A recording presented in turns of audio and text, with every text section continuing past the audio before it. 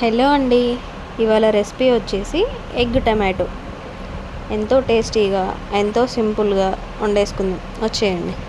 ముందుగా ఎగ్స్ తీసుకొని ఒక బౌల్లో వేసేసి సరిపోయే వాటర్ వేసి చిటికెడు ఉప్పు వేసి స్టవ్ పైన పెట్టేసుకుందాం. మనం అవి స్టవ్ పైన పెట్టేసుకొని అవి అంతలో ఉడుకుతూ ఉంటాయి. మనం కర్రీ కోసం టమాటో, ఉల్లిపాయ, పచ్చిమిర్చి క్లీన్ చేసి కట్ చేసి పెట్టుకుందాం. అంతలో మనకి ఎగ్స్ ఉడికిపోతాయి. ఆ ఎగ్స్ పొట్టు తీసేసి చిన్నగా ఘాట్లు పెట్టేసుకొని ఒక గిన్నె పెట్టుకొని ఆయిల్ వేసేసుకొని అందులో చిటికెడు పసుపు వేసి మనం క్లీన్ చేసి పెట్టుకున్న ఎగ్స్ని వేసి ఫ్రై చేసుకుందాం. మీ ఇష్టం, ఎగ్స్ ఇలా ఫ్రై చేసుకొని అయినా వేసుకోవచ్చు, లేదంటే బాయిల్డ్ ఎగ్ అయినా వేసేసుకోవచ్చు, లేకపోతే బాయిల్ చేయకుండా కొట్టి ఎగ్ కర్రీలో కొట్టైనా వండేసుకోవచ్చు, అది మీ ఇష్టం.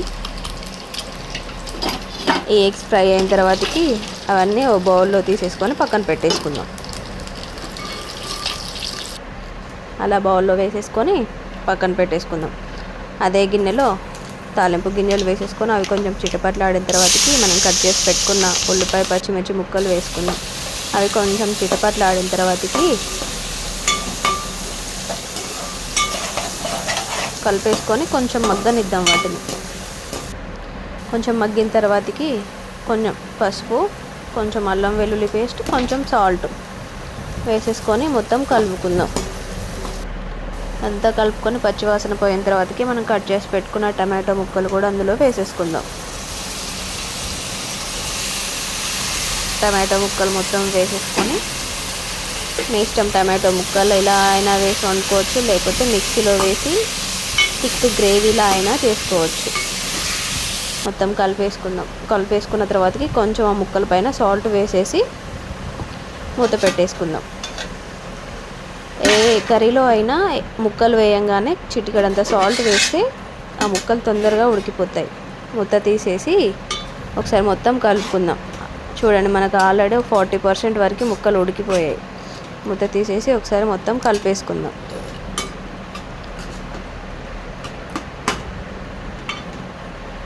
కలిపేసుకొని మూత పెట్టేసుకుందాం. ఒక 2 మినిట్స్ తర్వాతకి మూత తీసేసి స్మాషర్తో ఇలా స్మాష్ చేసుకుందాం. ముక్కలు మెత్తగా అయిపోతాయి.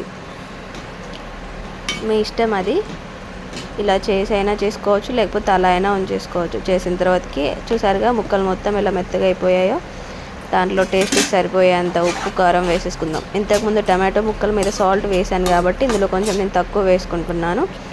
మొత్తం కలిపేసుకొని మూత పెట్టేసుకుందాం. ఒక 2 మినిట్స్ తర్వాతకి మూత తీసేసి మనం ముందుగా ఫ్రై చేసి పెట్టుకున్న ఎగ్స్ని కూడా అందులో వేసేసుకుందాం. ఎగ్స్ వేసేసుకొని కలపకుండా ఆ గ్రేవీ మొత్తం ఆ ఎగ్స్కి చుట్టూ అనేసుకుందాం. మనం ఎగ్స్కి ఘాట్లు పెట్టుకున్నాం కాబట్టి అలా అనుకోవడం వల్ల ఆ కర్రీ ఫ్లేవర్ అంతా ఎగ్స్కి పట్టి టేస్ట్ చాలా బాగుంటుంది. మూత పెట్టేద్దాం. ఒక 2 మినిట్స్ తర్వాతకి మూత తీసేసి చిన్నగా ఒకసారి కలుపుకుందాం.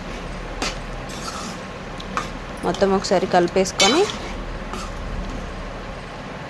ఆ గ్రేవీ మొత్తం ఆ ఎగ్స్కి చుట్టూ ఉండేలా, ఎగ్స్ పైనకు ఉండేలా అనుకోవాలి. అలా మొత్తం అనేసుకుందాం. అనుకున్న తర్వాతకి కొంచెం వాటర్ వేసుకుందాం.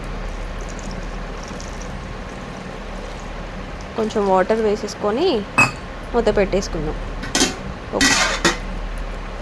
2 మినిట్స్ తర్వాతకి మూత తీసేస్తే మనకు వాటర్ వేసుకున్న వాటర్ కూడా వెనికిపోతుంది, ఉండదు కర్రీలో. చిన్నగా ఒకసారి కలుపుకుందాం. మొత్తం ఒకసారి కలిపేసుకొని మనం ముందుగా కట్ చేసి పెట్టుకున్న కొత్తిమీర వేసేసుకుందాం. కొత్తిమీర వేసేసుకొని మొత్తం ఒకసారి కలుపుకుందాం.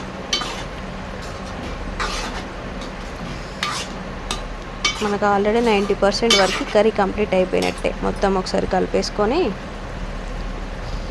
కొంచెం గరం మసాలా వేసేసుకుందాం. గరం మసాలా కూడా వేసేసుకొని ఒకసారి కలిపేసుకుందాం అంతా. ఒక 2 మినిట్స్ సిమ్లో పెట్టేసి ఉడకనిచ్చిన తర్వాతకి స్టవ్ ఆఫ్ చేసేసుకుంటే ఎంతో టేస్టీ, ఎంతో సింపుల్గా ఎగ్ కర్రీ రెడీ. నచ్చితే ఒక లైక్ చేయండి.